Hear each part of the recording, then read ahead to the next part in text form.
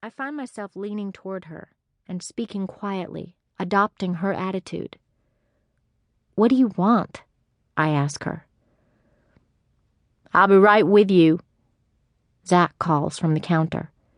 His friends turn, and their eyes slide over us, except for the big-shouldered black guy, who just stares straight ahead. I wonder what kind of jobs these men have. They always seem to be free to hang around his hamburger place on Friday afternoons. For all I know, maybe they've wondered the same thing about Lorna and me. "I don't know what's on your mind," I tell the woman, "but a friend is coming to join me any minute, and..." A flicker of a smile moves across her face so quickly that I wonder if I saw it. She still doesn't speak, and she keeps twisting her fingers together so hard I imagine it must hurt. Zach swings a leg over the nearest chair back and sits down at my table too. "What is this?" I ask him. "You're Christina Lattimore, right?" he asks in a low voice.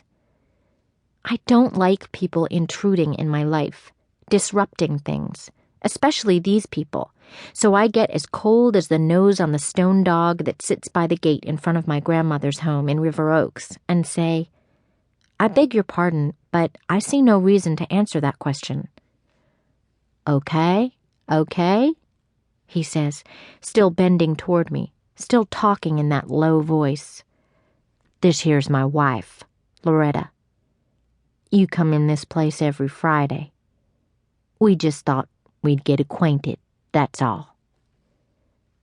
I automatically nod politely toward his wife. "I really am waiting for a friend, if you don't mind." Zach stands up, scraping his chair back noisily, and pulls on the woman's arm. Her chair falls over with a clatter, and this time everyone in the place stares at us. Okay, whatever you say," he answers, loud enough for people to hear. What's on his mind, anyway? Why is he acting so strangely? There has to be a purpose in this, but for the life of me, I can't figure out what it is. I feel as though I were in the middle of one of those audience participation dramas little Mr. Blimes is always putting on in the drama department. Zach walks back to the counter, and the woman scurries out the door, huddled into herself like a small brown field mouse. Lorna passes her in the doorway. What a relief. She's hurrying, but I'm the only one who would realize it. She isn't the least out of breath, and every hair is in place. She puts her books down gracefully and glides into the chair next to mine. "Something crazy is going on," I tell her. "You mean the phone call? You know about it?" "What phone call?" "Well, you said something crazy was going on, and I thought you meant the phone call."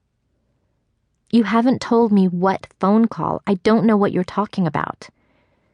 She settles herself with a little flutter and says, "Well, just as my last class was over, I got a note saying that I was to go to the office to accept a phone call." "Who was it?" "Nobody," she says. "It was the oddest thing. The operator kept trying to get the person who was placing the call and kept telling me to hold. Finally, she said there had been a mistake and the call was for someone at a different number." "Weird." "I know. That's why when you said something was crazy, I thought you meant that phone call. So, anyhow, that's why I'm late." She sniffs the air and makes a puckery face. "I think I'll order mine without onions today." I shrug. "I'll get them." Zach has the hamburgers ready by the time I get to the counter. "No onions on one," I tell him. He lifts the lid on one of the oversized buns, scrapes the glistening scramble of limp onion slices into a pan, slaps the top of the bun back on, and hands me a tray with the 2 burgers and Cokes on it. I put some money into his hand, and he gives me the change. Neither of us says another word to the other, but he looks at me again, knowingly.